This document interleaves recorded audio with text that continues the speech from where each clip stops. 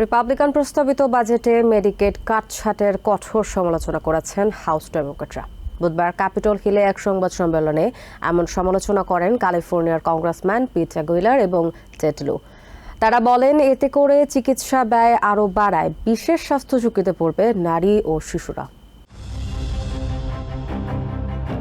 রাতভর তর্ক বিতর্ক আর ডেমোক্রেটদের বিরোধিতাকে পাশ কাটিয়ে প্রেসিডেন্ট ডোনাল্ড ট্রাম্পের এজেন্ডা বাস্তবায়নে আরও এক ধাপ এগিয়ে গেছে হাউস রিপাবলিকানরা। 17 ঘন্টারও বেশি সময় ধরে চলা অধিবেশনের পর $3.8 ট্রিলিয়ন ব্যয়ের আনুমানিক কর বিধানগুলো অনুমোদন করে হাউসের ওয়েস অ্যান্ড মিনস কমিটি। নাগরিকদের ভয়াবহ দুর্দশার মধ্যে ঠেলে দেওয়া ট্রাম্পের এই বাজেট পরিকল্পনার বিরোধিতা করে সংবাদ সম্মেলন করেন হাউস ডেমোক্রেটরা। ক্যালিফোর্নিয়ার রিপ্রেজেন্টেটিভ পিট অ্যাগুইলার বলেন, এতে করে স্বাভাবিক জীবনযাত্রার ব্যয় তো কমলই না, বরং মেডিকেড কাটছাঁটে চিকিৎসা খরচও বাড়ল সমান তালে।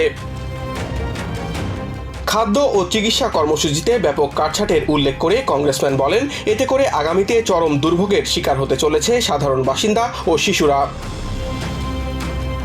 এ সময় জিওপি প্রস্তাবিত বাজেটের বিরুদ্ধে লড়াই করা হাউসের এনার্জি অ্যান্ড কমার্স কমিটি ও এগ্রিকালচার কমিটির সদস্যদের প্রশংসা করেন অ্যাগুইলার।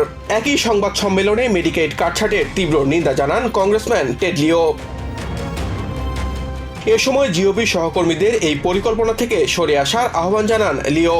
সেনেটেও এই পরিকল্পনার বিরোধিতা চলছে।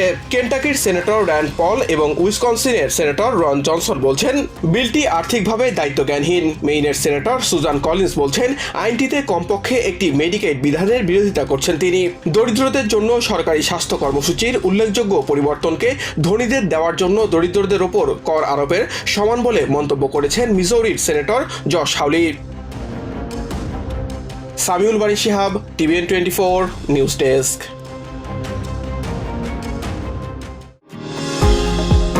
নিউ ইয়র্ক থেকে সম্প্রচারিত TVN 24 টেলিভিশন বিশ্বজুড়ে বাঙালির কণ্ঠস্বর।